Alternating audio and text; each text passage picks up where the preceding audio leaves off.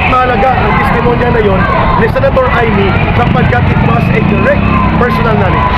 Parang hindi naman po tayo sa pahayag ni Yusek Claire Castro na spokesperson ng Malacanang according to her, kasi iba't ibang grupo ang nananawagan na isa nga si Pangulong Marcos ng mga issue na nakaharap ngayon ng administrasyon. Pero si Yusek Castro na hindi obliged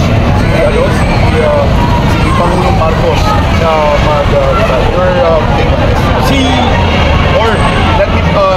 klaro lang natin, hindi po raw opsyon para kay Pangulong Marcos ang mag-resign because he is working, nagtatrabaho ang pamilya. Si Claire Castro, magbago na siya ng kanyang trabaho. Mag-apply na sa bilang komedyante.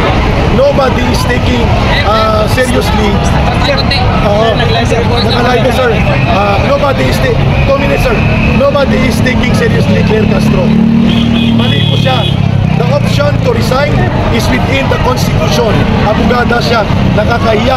Ang sobrang pagkasipsip niya ay nagiging dahilan upang siya ay magiging bobo sa taong bayan.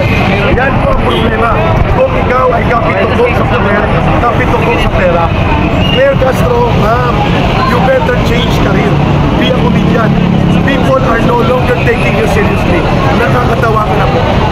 Doon naman po sa sinabi sa Secretary isigahan niya ang lahat ng mga nagsalita ng Marcos resign at maging maroray testimonialisasyon para sa kumano ang gobyerno or rally doon sa EDSA Metrotown Monument. Ano po ang masasabi po nito? Ay di ikulong na kaming lahat kasi libo-libo ang nananawagan ng Marcos resign.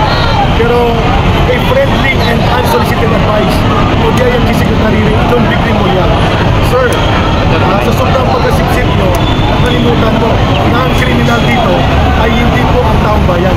Ang kriminal ay ang boss mo, si Marcos Jr., si Martin Romualdez na barkada ninyo. Yun ang imbestigahan mo, hindi ang taong bayan na nagpapasahod sa inyo at yun ang dapat inyong pinaprotektahan. Mag-isip-isip ka muna, Mr. Rimulya. Ikukulong mo kami lahat, then do it. And the Filipino people ay hahatulan ka sa kanilang kapatid po.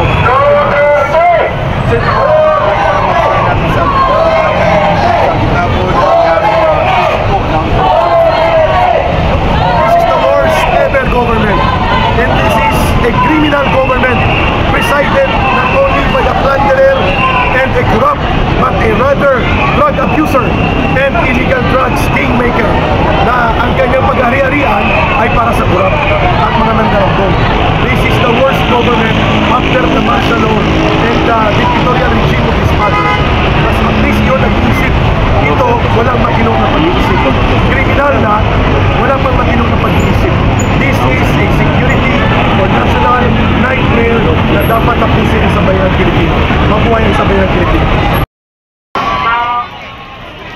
Rally sa aming lungsod, sa aming probinsya.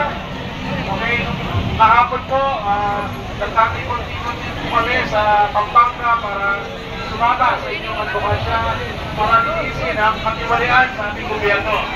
So, iniyak sa ating mga kasama dito sa dito kami ngayon. Hanggang kahapon pa, ngayong gabi, nasabahan namin kayo. Matatahon at nandito po ang negosyante ng ating Panginoon ng Malacanang. Mula sa katiwiran, ipaglaban po natin. Maraming salamat po. Victory nga.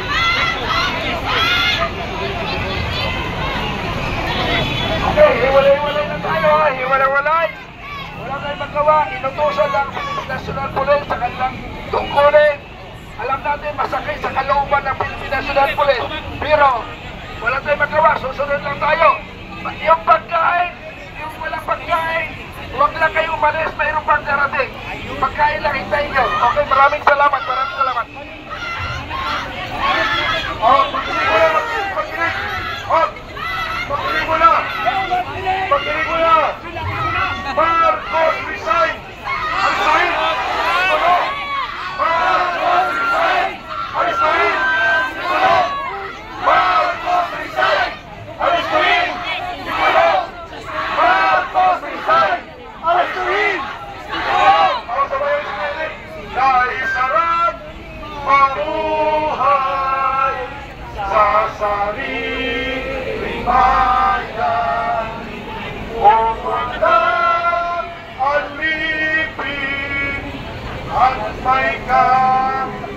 kalayaan. Ang bayan sinisingil, bukas ay mabangon din. At sila'y pupula sa bigas ng paglaya. Go! Ibon bang may layang doon? Iba tayo yung partida! Tulungin mo ang Unila. Bayan pa kayang sakal nila. Ang ibang nasang makaalpas. Pilipinas kong minumutya. Bukan ng luha at darika. Aming adika. Makita kang sakdaya. One more time. Aming adika. Makita kang sakdaya.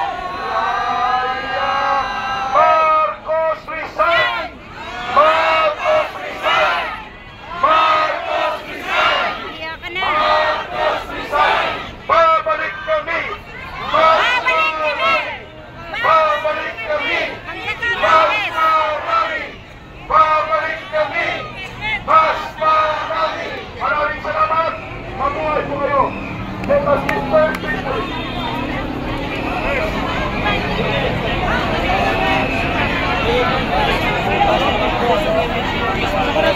Nasa likod lang kayo?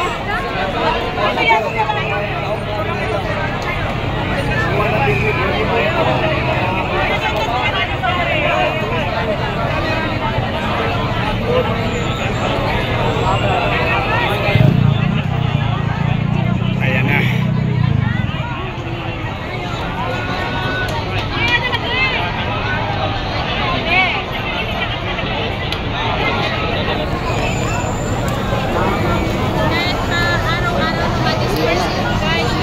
Saan sila na-istingin?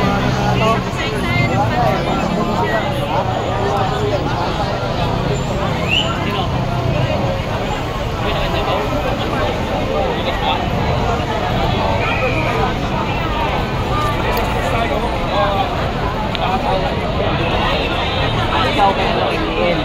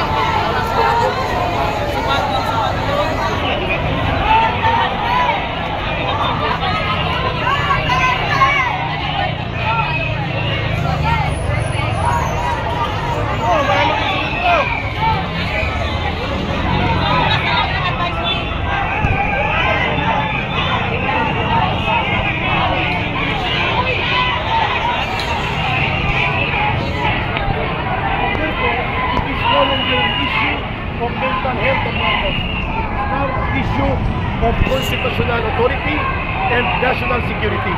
At mahalaga ang testimonya na yon ni Senator Amy sapagkat it was a direct personal knowledge. Parang doon naman po tayo sa pahayag ni Yusek Claire Castro bilang spokesperson ng Malacanang according to her, kasi iba't ibang grupo ang nananawagan isa nga si Pangulong Marcos ng mga issue na pinakaharap ngayon ng administrasyon. Pero Steve, Yusek Castro na hindi obliged si Pangulong Marcos na mag-resign. Your take on this? Or let me, klaro lang natin, hindi po raw opsyon para kay Pangulong Marcos ang mag-resign because he is working, nagtatrabaho ang pamilya. Si Claire Castro, magbago na siya ng kanyang trabaho. Mag-apply na sa bilang komedyante. Nobody is taking seriously. Nakalive sir. Nobody is 2 minutes sir. Nobody is taking seriously Claire Castro.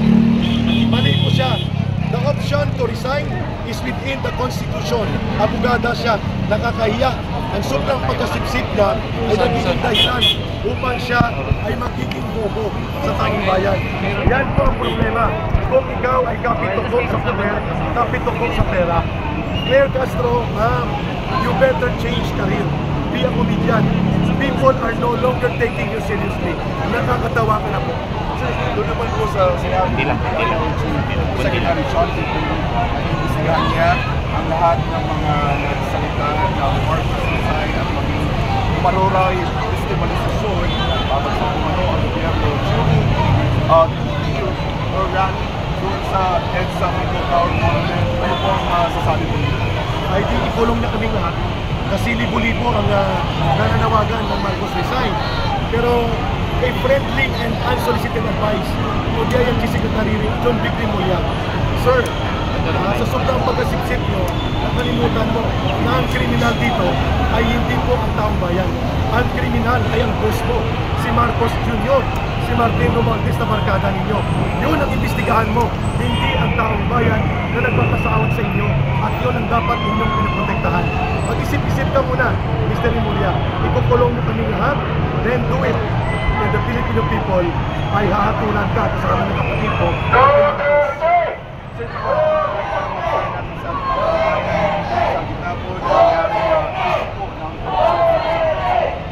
This is the worst ever government. And this is a criminal government presided not only by a plunderer and a corrupt, but a rather drug abuser and illegal drugs kingmaker na ang kanyang pag-ari-arian ay para sa corrupt at mga mandarambong. This is the worst government after the martial law and the dictatorial regime of his father. Mas at least yun nag-iisip. Ito, walang matinong na pag-iisip. Kriminal na, wala pang matinong na pag-iisip. This is a security or national nightmare na dapat tapusin sa bayan ng Pilipino. Mabuhay ang sa bayan ng Pilipino. Maraming salamat po, Kaya at yan po